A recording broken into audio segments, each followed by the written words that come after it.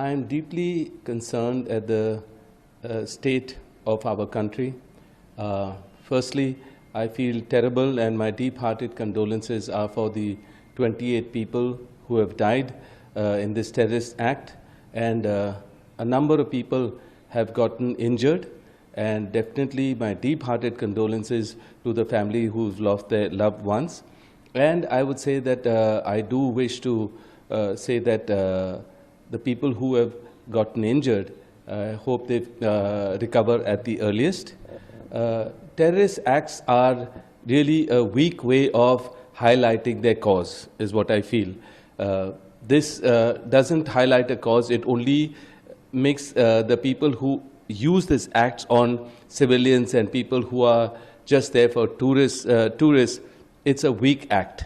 I think surely it is a time that all governments need to come together to fight this kind of an act or this kind of organizations. But I have another thought in this also. This is my thought. This is not a thought that the Congress or my family's thought.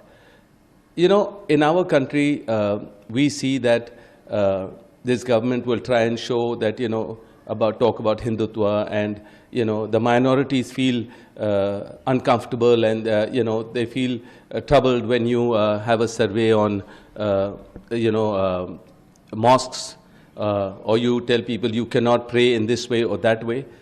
These kind of things create instability, communal issues. And if you see the way this act, if you dissect this terrorist act that took place, if they're looking at people's identity, why are they looking at people's identity?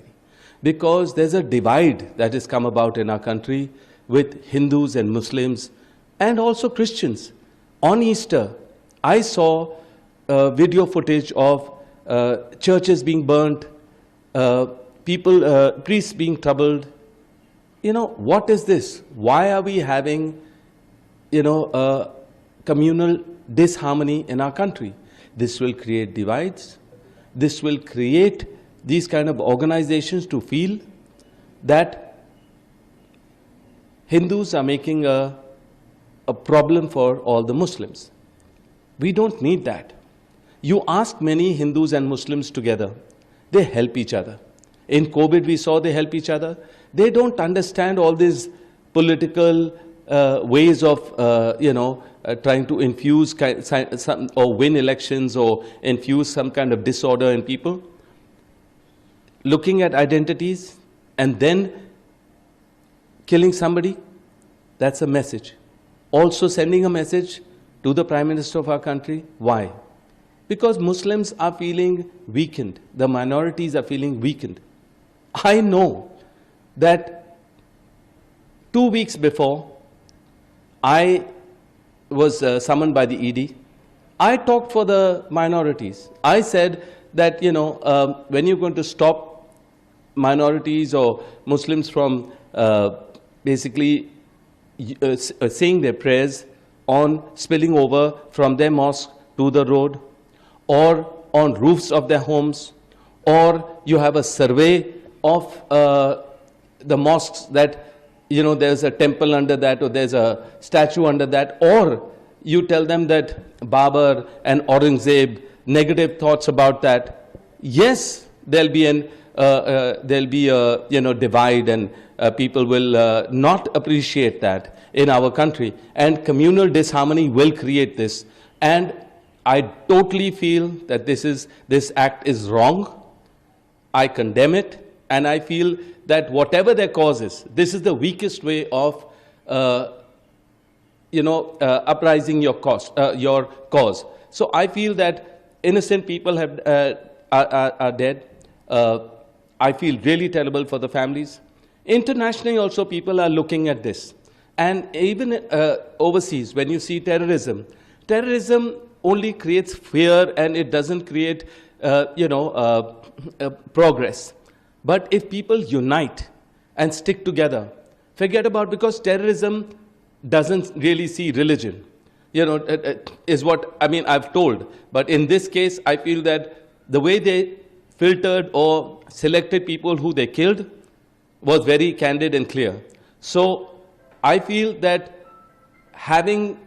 being secular in our country is the key of progress, unity, and for us to be united and strong is the only way the next generations will want to stay in our country, there'll be brotherhood, and I feel it only comes from, a misuse in politics where religion is concerned and all that. That's why religion and politics should be separate, and do not use it, because this will only cause more and more cases as such, which is harmful for every religion, every person, and we all are, everybody's focus is on Kashmir today. Kashmir is a beautiful place in our country.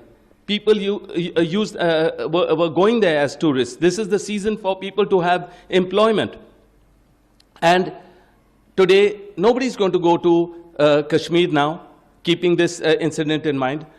Amarnath devotees were going to go to Amarnath for their prayers and spiritually, but they're not going to be able to go there. How much are we going to tell our own forces to be more strong, be more this thing? This has to be coming from the top, that we feel secure, we feel, we feel secular in our country, and we will not see these kind of acts happening, is what I truly feel.